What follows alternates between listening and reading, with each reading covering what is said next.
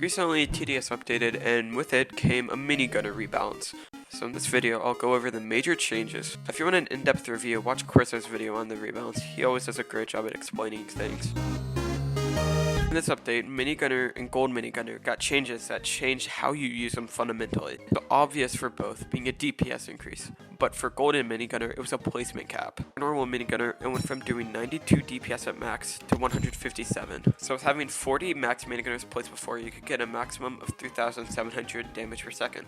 But with 40 of this new reworked Minigunner, you can get 6,300 DPS. To put it in context, that's the same as 8 max Excels and 6 max NGs. As I said before, Golden Minigunner had the biggest change, that being a placement cap. While this doesn't make it worse in solos, it makes it way better in anything with 2 or more people. This isn't really a big deal since normal Minigunner can fill the spot that Golden Minigunner once had. So let's talk about the DPS of reworked G-Mini. Golden Minigunner went from doing 140 DPS to 222. Golden Minigunner after the rebalance does at max 3,333 DPS with 15 plays. Because a new Golden Minigunner and old Golden Minigunner serve 2 separate purposes, it's not fair to compare the 2.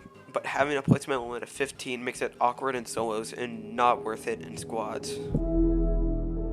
The biggest issue in TDS right now is the lack of balance. This is most evident with Hunter. Hunter is one of the cheapest towers in the game, costing only 300 coins, but performs nearly the same as Cowboy. Cowboy is just a much more expensive tower than Hunter, but the fact that it has the same DPS is alarming. I understand that Cowboy serves a separate purpose than Hunter, but this is still somewhat alarming. So, why am I talking about this in a video about Minigunner? The reason why is because of the lack of balancing between Mini and Golden Minigunner. An example of this is that 20 Minigunners only deal 200 less DPS than the max 15 Golden Minigunners. In each situation where you would take Golden Minigunner, Minigunner is just a much better choice all around. And the fact that the only way to get Golden Minigunner is through gambling a $50,000 crate just makes Golden Minigunner not seem that ideal. While Golden Minigunner is not just meant to be a sub DPS, it still performs way worse than some other towers that also are considered sub DPS, like Pursuit, which also has Splash. More examples of this are Paintballer and Domaman, which got huge buffs for how cheap they are. So to sum everything up, towers are starting to get too strong for how cheap they are.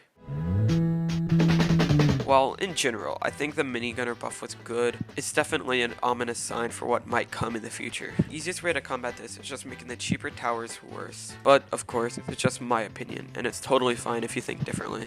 And as always,